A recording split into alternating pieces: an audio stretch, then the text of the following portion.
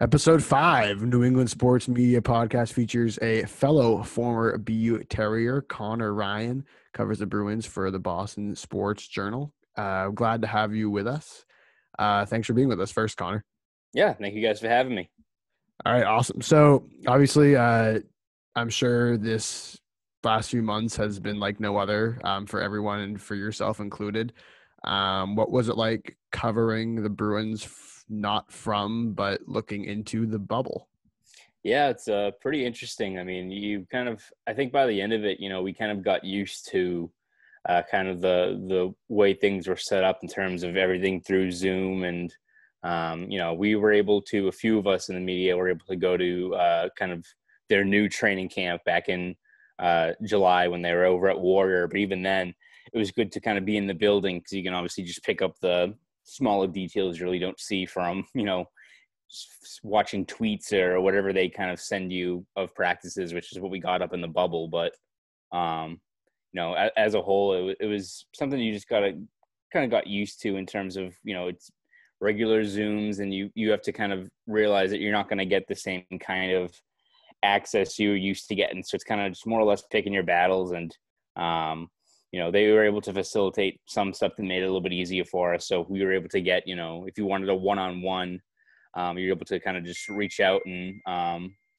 let them know if you want to talk to anyone. So like I was able to get a few like 10, 15-minute conversations, which like I'll take because, once you get to the postseason, like those one-on-one chances rarely come because you got national media, you got other people from other cities coming in, and it just gets too hectic. So we were able to work out some things like that. So obviously not an ideal scenario, but again, at least we were able to get through an actual kind of playoff, slate here and get a lot of content out. Because one thing I kind of noticed, I'm sure a lot of other people would attest to it, like, even though hockey's probably not, the main content driver, when compared to other sports, like our numbers did really well during this whole restart because I think people were just so excited just to have anything back. Yeah, you're big on Twitter too, and you have kind of a not like a formal, like an informal style, like an approachable style on Twitter. Like, how did that develop? And like, do you actually, in terms of branding yourself, like, do you put a premium on that and on Twitter? Yeah, I think so. I think especially now and, today with journalism and stuff, I think the reality is kind of, my mantra is, take the job very seriously, but I don't really take, myself way too seriously in terms of just how the way I kind of conduct things. Like I don't get bent out of shape if people are, chirping at you on Twitter, or people are just, you deal with the reply guys or any of that good stuff. But, I try to just make it, as kind of engaging as I can, especially to, your audience for me, at least is, Bruins fans. So if it's, you're able to crack a joke or, you try to mix it up and add, commentary on maybe like an underlying stat that, you look forward to kind of putting in a story, but you want to throw it out there on Twitter to see if it gets a reaction from people or something like that. I just think that's a part of, journalism and branding now that I think has to be essential is, very rarely, I think, are you going to be, when you post, your links on Twitter, you hope everyone's reading them, but usually not everyone's actually going to be clicking on them. Right. So I think you have to do what you can to kind of make yourself approachable, accessible, engaging. And I think if people, recognize you, like, hey, you're the guy who does like, who cracks the jokes, or you're the guy who makes those really crappy Photoshops, like, at least I think that is able to make you kind of stand out a little bit more. And if people notice you, then if you write something, eventually it's like, oh, well, I know this guy on Twitter. Like, I'll give it a click, see what he has to offer. So working for the Boston Sports Journal obviously is different, than a traditional newspaper. I'm sure in many ways. How do you kind of like compare working for an online only outlet to working for a newspaper like you did in the past? Yeah, it's definitely a little bit of a transition. It was kind of easy in some regards in that, my stop before I went to BSJ was over at Mass Live out in Weston, Mass. And that was obviously they're partnered with the Springfield Republican. So everything they would put on there would, be on the Springfield Republican and stuff like that. So it made it a little bit easier, but we didn't really have as, crazy deadlines in terms of, the stuff that a few of these people in, the newspaper industry, especially are kind of have to deal with on a regular basis. So that's kind of been a luxury for us. But I think probably the biggest change just from going to, a site like Mass Live or, any kind of site like that to BSJ is, where you're under a paywall. The onus is really on you to really crank out, some, exclusive content or maybe something that's a different angle. Or so, when I first started there, I covered the Bruins as kind of a part-time, part of my gig at Mass Live. Like I was still doing quite a bit of, high school sports and, like the AHL team out in Springfield, a whole bunch of stuff like that. So, you go to BSJ and it's all Bruins, right? So you can't do the daily practice report. You can't go to the scrum and just report what Patrice Bergeron said for 8 minutes and, put that in and that's your work for the day, right? Not if you got a paywall and you have to make yourself stand out. So that was the big challenge going over BSJ. So it's all about kind of just tackling and finding those new angles that maybe people aren't writing about. And from that standpoint, how do you deal with the pressure of having to find different stories? And when you go to a practice or you get on one of these Zoom calls, what are you looking for to have your story stand out from the regular practice report? Yeah, I think it's it's definitely pressure, but I think it's good pressure, especially for a sport like hockey. Like again, hockey is such a an interesting sport to kind of take a close look at from a media perspective because again it's not as fruitful as basketball or football or baseball in terms of the appeal is not nearly as big. Obviously, people think so, then they're crazy. Like you have to really dig deep to kind of find that that appeal to it. And I think what is interesting about hockey though is that there's so many different layers to it that you can break down, whether it's even if you want to just write a column that kind of just adds color to a story, like you can compress so much into one lineup tweak, one shift from a player, one block shot. You can really break something down to that level if you want to. You don't have to make it like this grand kind of sweeping narrative about a season or series or anything like that. And then also, there's so many other underlying parts of hockey that I think are still kind of being discovered or being, looked into. So like I like to do a lot of, analytics and stuff like that. And I think that's, just a fascinating part of the game because it's still a relatively new kind of frontier. Like you're seeing more and more NHL teams add analytics. There's a few teams that didn't even have, a department for that a few years ago. Now it's, becoming a key part of any organization, the way they look at their franchise or other players or stuff like that. And I think for me, it's you don't want to be in a situation where, all right, you know how analytics work, so you're just going to write a story and be like, Charlie McAvoy is good because, his Corsi is, he has a 62% shot share and just write that and just be done with it. Because, like, I feel like that's an issue you run into, especially with a lot of, deep dives on analytics is like, hey, like, he's good. We're going to throw this stat at you that you don't know what the hell it means, but, like, trust us, it's good. Like, I think, the key is to, make an argument if you're writing like a column or anything like that and using those, stats just to, contextualize and kind of support your argument and at least give, someone a different viewpoint. Like, I'm not trying to, like, there's people who've been watching hockey a lot longer than I have who have, certain stances on it. But if I can, my goal is if I can add, a different layer, a different way of thinking for them to look at something like that, I think that is kind of the ultimate goal. Like, BSJ's got a really good, like, community, and they always, it's one of the few sites where, you don't dread reading the comments after you write a story and stuff like that. And, occasionally, get a comment that's like, I didn't really think of it like that way before. Like, again, maybe I don't fully agree with you, but it gives you a different perspective on things. And that's what I'm kind of looking for. With the BSJ too, like, do you have not the luxury, do you have the ability to put your opinion in every article? Like, how does that work? Yeah, no, I kind of have kind of free reign to kind of choose what I want to do in terms of, narrative or columns or stuff like that. Like, if I was writing like a whole bunch of crap or I was clearly like half-assing it, I would, probably hear back of like, what have you been doing this week, right? Like, I can't just kind of throw out lazy takes or a column that's, not really informed or, just not realistic. But as a whole, it's definitely been, I would consider it a luxury compared to especially a lot of other places that they kind of give me free reign to kind of, work on, whatever I want to focus on. And we do a whole bunch of stuff like week to week that's kind of, uniform. Like we'll do like a Sunday notebook and, usually every Thursday we have like a Q&A session and stuff like that. But as a whole, it's still kind of the onus is on me to kind of think of these engaging stories, which, I think is, again, I think maybe when I first started, it's very much like a daunting thing to look at it like that. But I think now that once I'm kind of settled into it, it's like, all right, this is an opportunity and, a luxury that, not a lot of people are afforded in terms of just being able to have this kind of clean slate to kind of chart whatever you want to write. So it's something I try to take advantage of every day.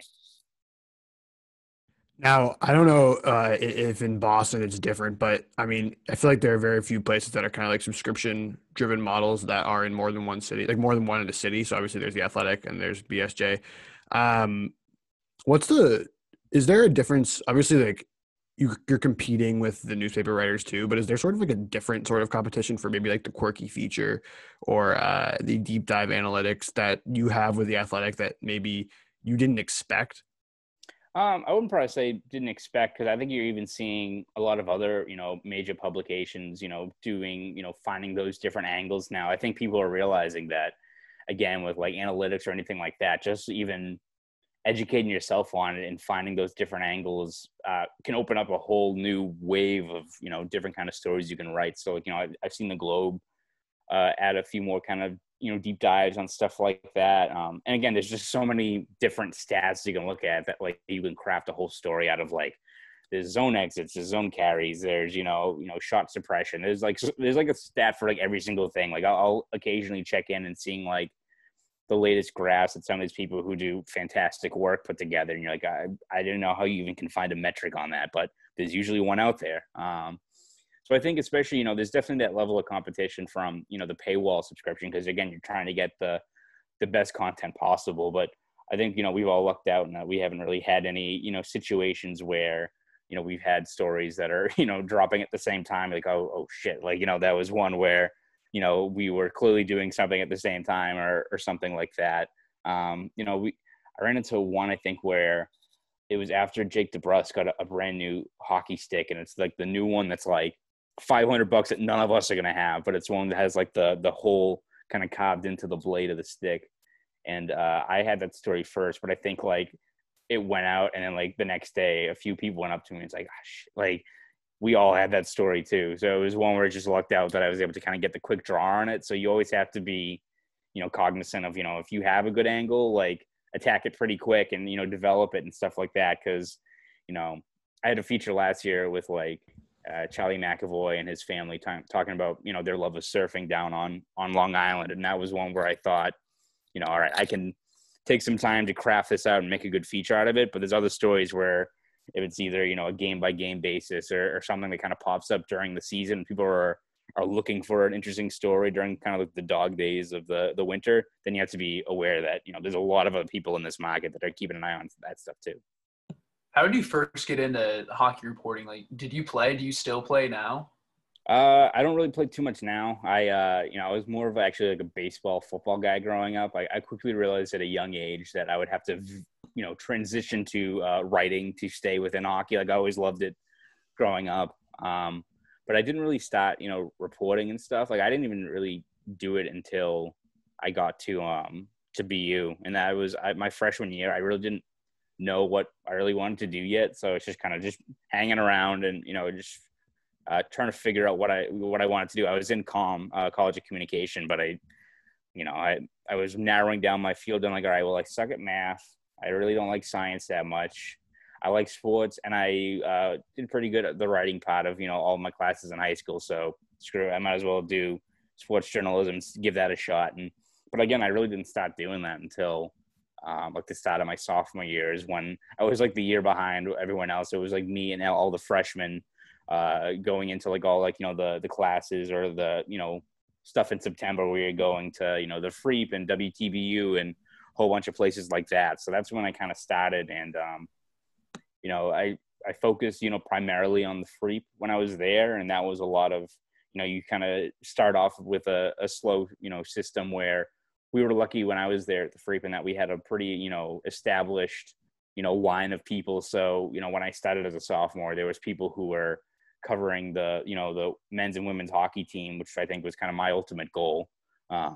that were in place for, a year or two. So we kind of had to work our way up, and that was a great experience too. Cause I did, women's soccer, I did women's basketball. I did, eventually got to women's hockey, my junior year, and then senior year is when we did men's hockey full time. And that was the season with Jack Eichel when he was there. And it was that whole run to the national championship. And, that whole experience was, I think, what kind of solidified this was kind of wanted to be a job that I wanted to do, out of college, because, that was just a crazy run, crazy amount of experience, and just being able to cover that team that whole year, even beyond just the hype of Eichel. You had like ESPN and the New York Times there with us during like a practice in late August. We're like, oh, this could be a pretty wild season if they got these guys here for a 17-year-old kid going into college hockey. So, but just that whole run and kind of, getting to know the players and the coaches, all the coaches who have now gone on to the NHL or have, links to the NHL. It was kind of just sealed the deal for me in terms of, this is something I wanted to do immediately out of college. Did you guys travel a lot for that year? Like when I was covering the team, we went to like UMass Lowell and some of the close places, but were you guys going to everything? Yeah, we pretty much went everywhere. They didn't have anything like super crazy. Like, we didn't play – I don't think we played Notre Dame that year. It might have been the year where they were transitioning into Hockey East before they eventually dipped out of Hockey East. So there wasn't anything too crazy. Like we did we went up to Maine and Vermont, which can be a haul, but it wasn't too bad. The only place we ever traveled to, like had to fly to, was we went to Wisconsin in January, and that was awesome. There was 2 games up there at their arena, so that was pretty cool. But other than that, it really wasn't too crazy. We kind of lucked out that year, in that even once you got to the NCAA tournament and stuff like that, it wasn't too far, because the regionals were up in Manchester, which is easy, and then of course the Frozen Four was in Boston. So like we didn't really have to do anything too crazy to make it all work. But it was just like a great experience. Like I remember our first game, it was a road game over at UMass Amherst, and like we left like 2 hours early, and it was like legitimately like 3 accidents on the pike, and like one up to like 290 or 91 up up through Weston, Mass. And like we got there like 10 minutes into the game, and we were all like freaking out the entire time. And, we were like, all right, is this what like being a beat reporter is on the road and stuff like that? But from that point on, it gets to the point where, you just love every kind of second of what you do. And again, getting to know the players and getting to know the community, especially like once you have that team going on the run it did, it gets you more noticed by other people in college hockey media or stuff like that. So, it was just, a fantastic experience. How much do you keep tabs on like the BU student media? Do you? Every once in a while, yeah. It's one of those things where I think, especially like, the first year or two out of college, you're excited to kind of just see what's next. And especially, where you probably, by the time you graduate, you realize, there's still people who you probably followed or mentored that are still in college, that you're excited to see kind of what's next. I think once you get, to my age now, 5 years out of graduate. Yeah, 5 years. Like it gets tougher to kind of keep up on this stuff. So I occasionally do. And I obviously, follow the hockey team a lot. I think I have to, because, there's just also so much, quality prospects and stuff coming out of Hockey East every year that you really have to pay attention. So I'll try to get to a couple of games or two, or, especially if like, this last year, Jeremy Swayman, who's up in Maine, who's a fantastic goalie, who's in the Bruins system, like he came down for a few games. So I didn't even, go and like get a full story out of it. I went just to kind of get a look at him and a few of these other guys that they had. So yeah, I think you do have to keep tabs on, especially, obviously you're always connected to, the place you went to school anyway. So you're always, keeping a close watch on it. But it's definitely one of those things where it gets tougher and tougher just to, keep as dialed in once you, have a job like this where you're pretty much your head's on a swivel, even when you're in the off season. And with the off season too, now that the Bruins are done, how does you're in the thick of the playoff race. Normally like stories kind of, they pop up, but what are you looking for now in terms of stories? You're looking for like projection, stuff like that. Like what do you look for? Yeah, I think especially in this off season too, I was going into this offseason, regardless of how it ended. Obviously, if they win the cup, then you got your whole, summer, or for us now fall, kind of gets flipped on its head. Usually, if it's a normal year, at least you're chasing these guys, who are hammered around Boston for like, a month and a half with the cup, or, like the cup will be at every single bar in, the North End or Southie or anything like that. So that would be a fun part of the gig, but obviously that wouldn't even be the case if they won this year anyway. But I think this year though, especially, I was kind of surprised that maybe the doom and gloom, or kind of the negativity of, thinking that this cup runs over, which is, a legitimate, fear, or a great talking point with looking at this core. And I think that makes for a lot of, interesting content of, I wrote a story yesterday about just, arguing if the window really isn't closed yet, but it's definitely getting, they really have to go all in this year. And that opens up a whole other window in terms of off-season content and stuff like that. So, like, we haven't even had our, the breakup day interviews with them yet on Zoom, which I'm imagine will probably be in the next couple of days. But even beyond that, like when you look into, mid-October, November, when we're looking for stories, I mean, you still got a really compressed off-season with the draft. You got free agency. We don't even know, like, again, the tentative date for the season to start is December 1st. I don't know if that's going to happen, and I don't even know what this season's going to look like. Like, again, the best case scenario is, maybe by next postseason, we'll be able to be at least back in the building. I don't think we're going to be in the locker room for a long ass time, but so, I mean, for this offseason though, there's just a whole bunch of stuff you could break down in terms of, free agency, player by player basis. Like, you can kind of do a deep dive on how a player did, once you're given the time now. Like, we don't have to do practices or games or anything like that. So you can kind of just take a closer look at one player in particular and how they fared this year, especially some of these younger guys. And then you kind of just go into it because you got Seattle expansion draft coming up. You got a whole bunch of stuff. So it's good in that you can kind of take a little bit of a step back. You're not like on a set schedule like you are during the regular season or the postseason, especially, but there's still like a whole bunch of content. Like, I don't think we ever, even during like this extended pause, we never even really ran dry in terms of, finding good content out there. What about over those summers, normally, traditionally, like in the off seasons, do you do any sort of like going to a player's house in some other state, or like, do you kind of look for any of the more quirky or long-term stuff in the off seasons?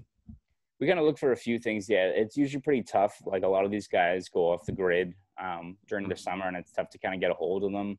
You're able to, maybe if you want to get them on like, like a phone call or something like that. But usually a lot of the, seeing these guys would be through, they do like stuff once you get to like during a regular year, at least like August, they'll be back, in Boston. They're not usually in like their vacation homes or anything like that. So, you'll see them if they're doing, like charity tournaments or stuff like that. And maybe that's when you're able to grab a few of these guys and kind of hash out something in terms of a feature away from the rink or something like that. Because even that McAvoy feature I had with him and his family, like, the ideal scenario would be like just seeing how, like, what the process is of surfing. Because like, I even told him, like, I know absolutely nothing about surfing. I watched like Forgetting Sarah Marshall, and that's my only experience of how to actually surf is Paul Rudd yelling at him for like 10 minutes. So, but it's definitely tough once you get to the summer. And again, this past year was kind of my first full off season, and that was, again, after a deep playoff run where you lose game 7, like, I think everyone just wanted to like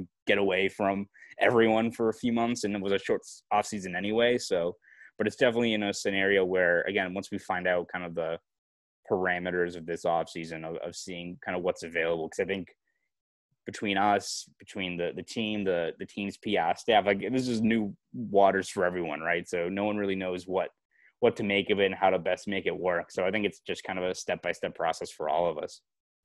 Yeah, with the Zoom interviews and everything, how do you find the system to work? Like, with like Cassidy and the players, do you find like the answers to be more canned, or do you find it to be pretty similar to if you were in the locker room?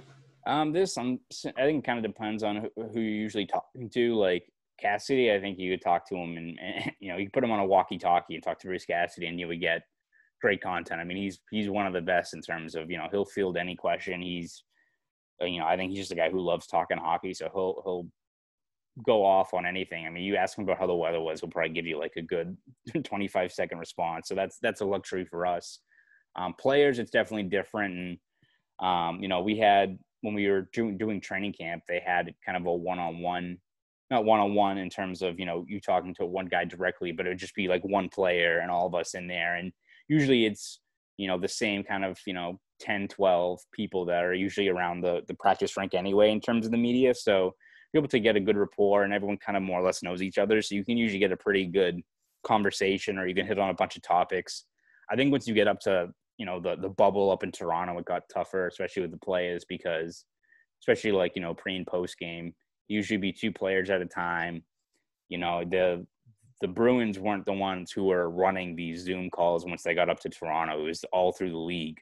So, you're getting 4 or 5 questions max during some of those situations. And, if, you're a player with another player up there, you're not going to like wax poetic about, a shift or, the player sitting next to you or something like that. There's kind of that awkward kind of, dissonance in terms of how that kind of works. And when the league is the one who's also the ones who are, calling on people in the Zoom calls, it's different from, the Bruins media, who knows us and knows, people who are around there a lot. Like, you got national media, you got, someone, let's say like from like the New York Times or someone from another like athletic site, who, again, it's not like they don't have valid questions, but usually if, you're the one raising your hand, it's not like they know, you guys are around the team more often. So like, we generally have a good pulse on what's going on, because I think you see that during, every postseason, like even when we had, in-person stuff, you'd have a bunch of other media come in, and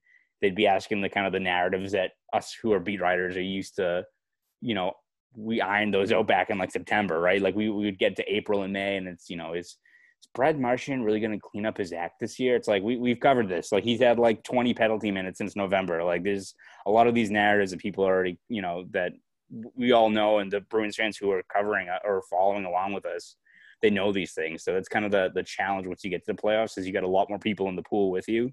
But, ideally it's not something that kind of lingers going forward with Zoom once, we're able to get back to a safe kind of working environment, because, again, you deal with it now, and it's great that we at least had it, but obviously you hope it's not the norm going forward. Yeah, absolutely. Go ahead, Liam. Go ahead. Yeah, for those training camp practices, what was that like? Like, how many people did they allow in there? And like, were you guys just in the media suite and that's it? Yeah, we weren't even up there. It was definitely different. It's about, I would say maybe 10 of us who were allowed in, and it was, you go in, had to do a temperature check, all those things, symptoms checker and stuff like that. And we would actually just only be, like we had like the media, suite that we usually are in, but that's such like a closed space anyway. And I think, the front office and all the guys who were up there were kind of using that whole area just to further spread out. So we were actually just along the kind of where, if your fans able to watch it, like we weren't in the seats, but we were on kind of just that upper level, like where like the balcony. Yeah. So like, but where like where the snack bar is pretty much. So like we were just kind of up against there watching. So it was definitely, a different kind of, working environment, to say the least. And, after practices, we weren't able to kind of go down to talk to anyone, obviously. So it's just, the only kind of perk you got was just being there in person and being able to, see line combinations and different practices and how it was. So it was great just to be back in the building. It was like the first kind of, I think for me, and I bet for a bunch of other people, like the first sense of normalcy in a long, long time. But it was definitely different, because again, you're there, and all of a sudden you have to go on a Zoom call right after that. And of course, like, any rink you've been to, they got the Zamboni going off, or you got guys who are still on the ice, like firing pucks in. You got a Zoom call in the background. So it's us like running through this like cavernous building, looking for any like corner where like you can't hear anything, or you don't have sound buzzing in the background. So it was definitely something that, you look back on September when this whole season started last year, and you look at yourself now in late July running around like an empty Warrior arena with a mask on. You kind of realize how quickly kind of things went haywire here. Absolutely. Well, we appreciate your time. I bet you maybe are catching up on some sleep or whatever after the playoffs and everything. I'm sure there's been plenty of extra news that you didn't anticipate a year ago at this time. So Conor Ryan, thanks so much for joining us on this episode. We really appreciate it. Yeah, thank you guys for having me.